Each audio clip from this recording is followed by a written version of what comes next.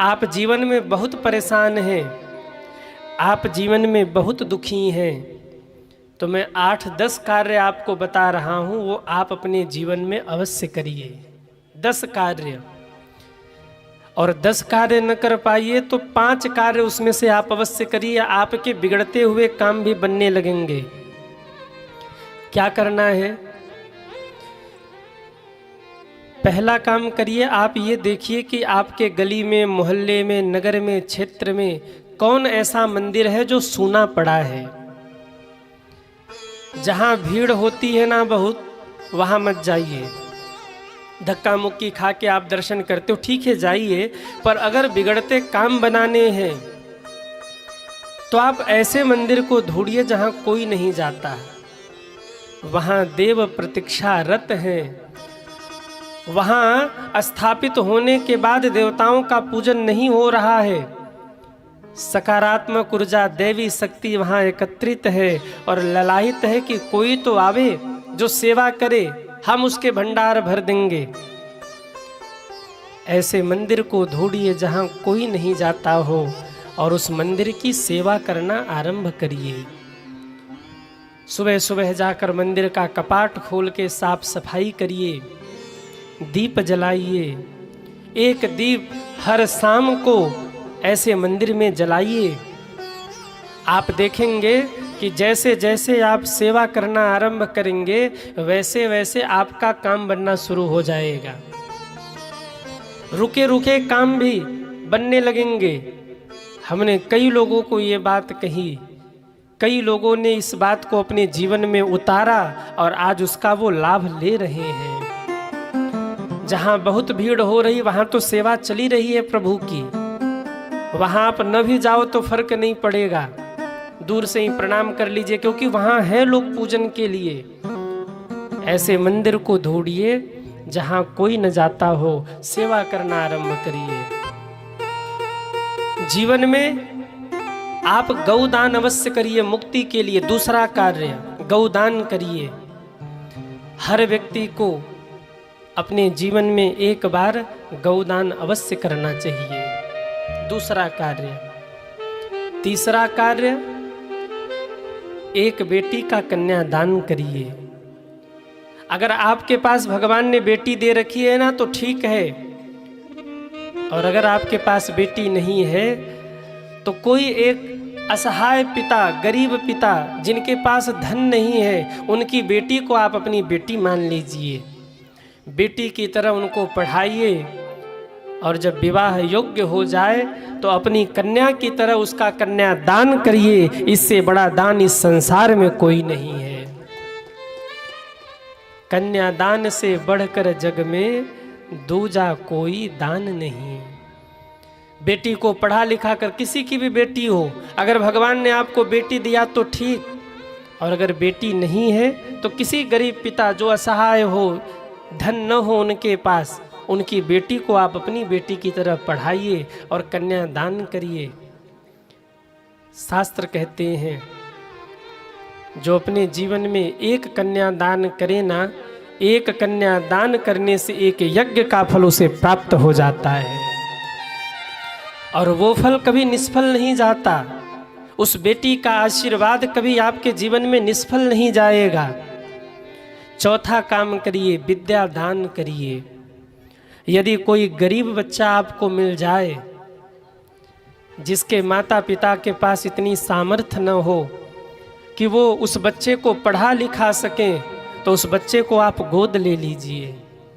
भगवान ने अगर आपको सामर्थ्य दिया है ना, तो उस बच्चे को गोद लेकर उसको पढ़ा लिखा कर जहाँ तक वो पढ़ना चाहे वहाँ तक उसको पढ़ाइए, उसको शिक्षा दान दीजिए। ये महापुण्य है, ये महापुण्य है। शिक्षा दान भी महादान है। स्वामी विवेकानंद कहा करते थे, किसी भूखे को भोजन करा दोगे तो कल को फिर भूखा हो जाएगा। किसी वस्त्रहीन को आप वस्त्र दे दोगे तो कल को फिर वो वस्त्रहीन हो जाएगा।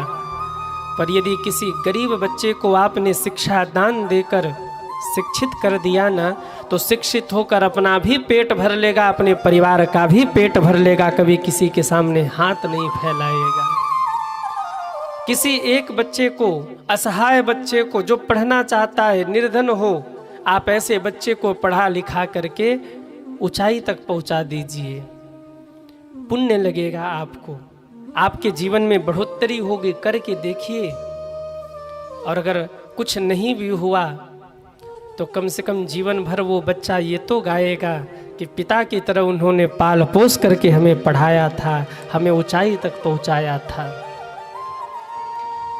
जीवन में अगर बहुत जल्दी बढ़ोतरी चाहते हैं तो गौ माता को गुड़ और चारा की व्यवस्था करिए। आप, गौ माता बहुत जल्दी बढ़ाती हैं, उनके आशीर्वाद से बहुत जल्दी बढ़ोतरी होती है। अगर सच्ची निष्ठा से आप गौ सेवा कर लेना तो आपको बहुत कुछ मिल सकता है। अगर गुड़ और चारा गौ माता को आप देखो, एक होता है कि खिला देना और एक होता है कि भाव से खिलाना। जब आप भाव से खिलाएंगे तो आप अपने जीवन में बढ़ने लगेंगे। गौ भक्त कभी जीवन में मार नहीं खाते, घाटा नहीं खाते, कभी जीवन में पीछे नहीं होते, वो आगे बढ़ते जाते हैं क्योंकि गौ माता उनके साथ हैं। बिगड़ते काम बनने लगेंगे यदि आप गौ सेवा करते हैं। अभी माघ का महीना चल रहा है, छठा काम है इस माघ के महीने में आप वस्त्र दान करिए। वैसे मुंबई में तो ठंडी नहीं पड़ती है कि पड़ती है? पड़ती है कि नहीं? अरे हाँ, यहाँ ना, हम यहाँ जब आए ना 2 दिन हम परेशान रहे गर्मी से। एसी चला के रूम में रहते थे। आज तो थोड़ी सी हमको वातावरण अनुकूल लगा तो आज दिन भर एसी बंद करके रखा, नहीं तो पिछले 2 दिन तक एसी चला के रहे हम। तो कम्बल दान का यहाँ वो नहीं है, फिर भी माघ के महीने में वस्त्र दान का, कम्बल दान का बहुत महत्व है। और केवल फोटो खिंचाने के लिए कम्बल दान मत करिए। हम लोग भी कम्बल दान करके काशी से आए हैं, पर केवल फोटो खिंचाने के लिए नहीं। जीवन में कभी कभी हो जाता है, बच्चे खींच के अपलोड कर देते हैं, तब की मैं नहीं कह रहा, पर प्रयास करता हूँ कि सेवा के कार्य जो कर रहे हैं उसमें फोटो न खिंचाई जाए। आप 200-500 का किसी को कम्बल देकर अगर फोटो खिंचा के डाल रहे हैं तो आप क्या कर रहे हैं? ये कम्बल दान करिए। माघ के महीने में घी दान का, अन्न दान का, तिल दान का, गुड़ दान का, इन सब दान की बड़ी महिमा बताई गई। वस्त्र दान का, और ये सब आप दान नहीं कर पा रहे हैं तो समय दान करिए। यदि आप सामर्थ्यवान हैं और कोई मार्ग भटक रहा है, आप देख रहे हैं कि मेरे थोड़े से सहयोग से ये आगे बढ़ जाएगा, विकास कर जाएगा, महापुरुष होंगे आप, जब ईर्ष्या न करके आप उसका सपोर्ट कर देंगे। भाई देखो, ये तुम जो चल रहे हो ना, ऐसे आगे नहीं बढ़ोगे, ऐसे नहीं, तुम ऐसे चलो, ये मार्ग तुम्हें आगे ले जाएगा। ये समय दान आपका हो जाएगा, ये आपका पुण्य होगा। कोई व्यक्ति ऐसा भटक रहा है जो लक्ष्य पाना चाहता है, जीवन में आगे बढ़ना चाहता है, पर किसी कारणवश उसको रुकावट हो रही है और आप देख रहे हो कि यहाँ से भटक रहा है, आप उसको समय देकर थोड़ा उसको मार्गदर्शन कर दीजिए।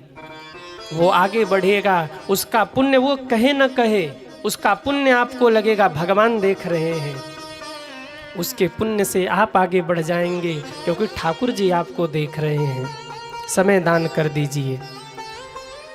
8वीं बात, अगर आप बार बार परेशान है, काम नहीं बन रहा है, तो थोड़ा सा हनुमान जी का सहयोग ले लीजिए। हनुमान जी चारों युग में है, कलयुग में भी है। थोड़ा सा हनुमान जी का आप सपोर्ट लीजिए आगे बढ़ने के लिए, जीवन में उन्नति के लिए हनुमान जी का सहयोग लीजिए। कैसे रीझेंगे हनुमान जी? अपने घर में उनको राम नाम का कीर्तन सुनाइए, 5 मिनट 10 मिनट, जितना आपके पास समय हो। वो रीझ गए ना, जय श्री राम कह के जहाँ गदा पटकेंगे, फिर आप बढ़ते चले जाओगे। कोई सुरसा सिंह का लंकिनी आपको रोकने वाली नहीं है। कोई रावण, मेघनाथ, कुंभकर्ण आपको रोक नहीं सकते। अगर हनुमान जी आपके साथ हो गए तो शनिवार या मंगलवार गुड़ चने का हनुमान जी को भोग लगाइए। कभी अवसर मिल जाए तो हनुमान जी को चोला चढ़ा आइए और एक दीपक शनिवार और मंगलवार हनुमान जी के सामने जला दीजिए। निवेदन करिए, हे हनुमान जी, कलयुग में आप साक्षात देव हैं। हम नहीं जानते हमारी उन्नति कहाँ से रुक रही है, पर हे प्रभु, जैसे आपने राम जी को सहयोग किया ऐसे आप हमको भी सहयोग करिए। हम भी आगे बढ़ना चाहते हैं, भक्ति तो बढ़े पर हमारी उन्नति भी हो। हनुमान जी से निवेदन करिए, और अगर हनुमान जी ने आपका सपोर्ट कर दिया तो जय जय हो जाएगा, कोई रोक नहीं सकता। बस हनुमान जी को रिझा लीजिए। हनुमान जी तो ऐसे हैं, बड़े आदमी को अगर प्रसन्न करना हो तो डायरेक्ट पहुंचने का प्रयास मत करिए। ये देखिए कि उसका सीए पीए कौन है, नीचे वाले जो उसके असिस्टेंट हैं उनको मिला लीजिए। और अगर वो आपको अपना मानने लग गए और तब आप धीरे से कहिए, भाई ये फाइल है, थोड़ा साहब से कह दो कि हमारा फाइल है, काम करवा दें। अब बोले वो जो सहयोगी उसका है, जो उसके नीचे है, उसका असिस्टेंट है, वो जाके कहेगा कि सर एक फाइल है, ज़रा सिग्नेचर कर दीजिए, मेरे मित्र का है। सर मान जाएंगे, कर देंगे सिग्नेचर। हनुमान जी रीझ गए तो शंकर जी भी रीझ जाएंगे, वहाँ भी आपका बात काम बन जाएगा। राम जी भी रीझ जाएंगे, दुर्गा माँ है वो भी रीझ जाएंगी, कन्हैया है, राम जी है, सब रीझ जाएंगे। केवल हनुमान जी रीझ गए तो हनुमान जी को रिझा लीजिए। कभी कभी होता यह है कि शनि देव कुपित होते हैं, जिसके कारण आपकी उन्नति नहीं होती। तो 9वां काम आप ये करिए कि शनिवार के दिन अगर काला कुत्ता आपको दिख जाए तो उसको कुछ खिला दीजिए। कुत्ता शनि देव का प्रतीक माना जाता है। जब आप काले कुत्ते को कुछ खिलाते हैं तो शनि देव आप पर प्रसन्न हो जाते हैं, आपके काम बिगड़ते हुए बनने लगते हैं।